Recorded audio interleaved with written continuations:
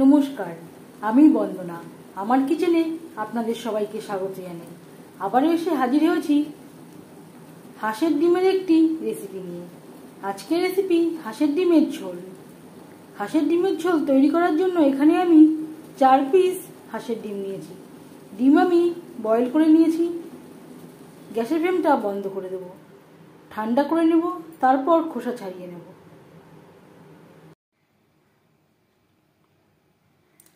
ডিম আমি ঠান্ডা করে নিয়েছি। ডিমের থেকে খোসা ছাড়িয়ে নেব।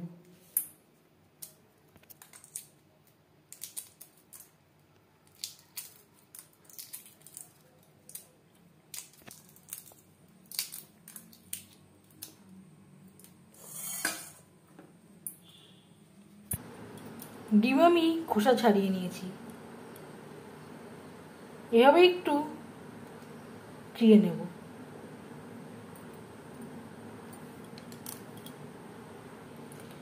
বাড়িতে মাছ মাংস না থাকলে ডিমের ঝোল বা ডিমের ঝাল আমরা মাঝে মধ্যে তৈরি করে থাকি। তবে আমি কিভাবে হাঁসের ডিমের ঝোল তৈরি করি সেটা খুব সহজভাবে আপনাদের সাথে শেয়ার করব।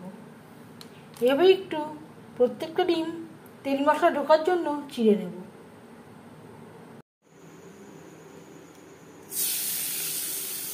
সবার প্রথমে ডিম ভেজে নেব।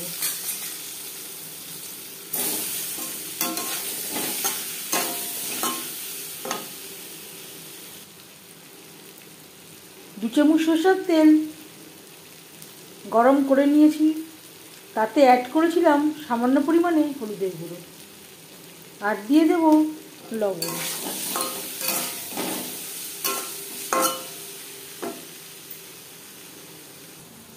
ডিমের ঝোলের জন্য একটা মশলা আমি তৈরি করে নেব।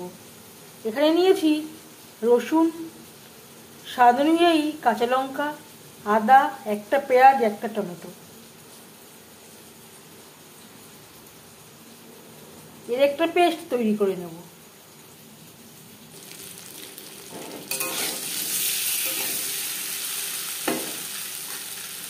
ডিম ভাজা হয়ে গেছে, একটা পাত্রে উঠিয়ে নেব। এই রেসিপিটি আমি হাঁসের ডিম দিয়ে ট্রাই করছি। আপনারা পোলট্রি মুরগির ডিম দিয়েও ট্রাই করতে পারেন, আবার দেশি মুরগির ডিম দিয়েও ট্রাই করতে পারেন। ডিম ভেজে নেওয়া তেলে দিয়ে দেবো মশলার পেস্ট।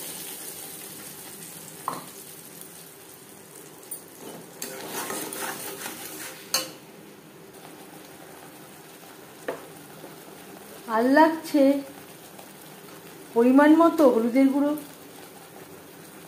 স্বাদ মতো লবণ,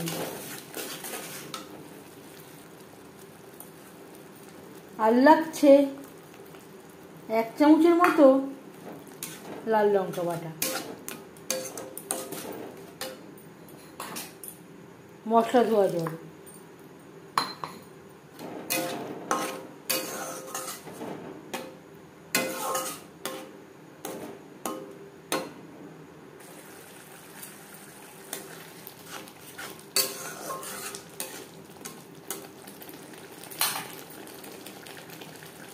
তিন 4 মিনিট রান্না করে নেওয়ার পর গ্যাসের ফ্লেমটাকে লোতে করে দেবো।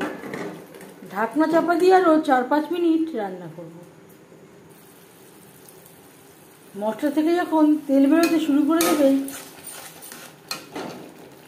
সেই পর্যায়ে দিয়ে দেব 1 চামচে 3 ভাগের 1 ভাগ গরম মশলা পাউডার। এর মাঝে আমি 1-2 বার নাড়াচাড়া করে দিয়েছি।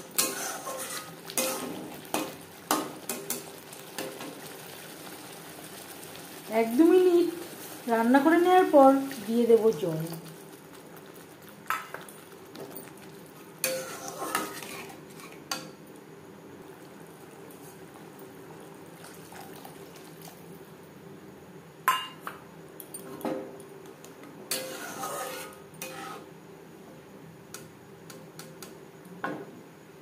গ্রেভি ফুটে ওঠা পর্যন্ত অপেক্ষা করব।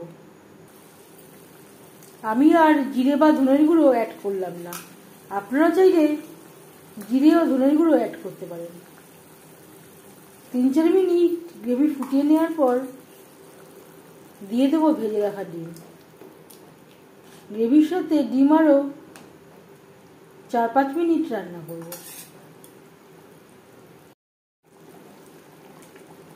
4-5 মিনিট রান্না করে নেওয়ার পর গ্যাসের ফ্লেমটা বন্ধ করে দেব। 5 মিনিট ঢেকে স্ট্যান্ডিং টাইমে রাখবো। 5 মিনিট আমি স্ট্যান্ডিং টাইমে রেখে দিয়েছিলাম। হাঁসের ডিমের ঝোলের রেসিপিটি কেমন লাগলো অবশ্যই জানাবেন কমেন্টের মাধ্যমে। যদি এই রেসিপিটি ভালো লেগে থাকে লাইক করবেন, শেয়ার করবেন, সাবস্ক্রাইব করবেন আমার চ্যানেলটিকে, বেল আইকনটা প্রেস করে দেবেন। যখন আমি নতুন ভিডিও আপলোড করব তার নোটিফিকেশান সবার আগে আপনার কাছে পৌঁছে যাবে। আপনারা সবাই অনেক অনেক ভালো থাকবেন। এই ভিডিওটি দেখার জন্য ধন্যবাদ।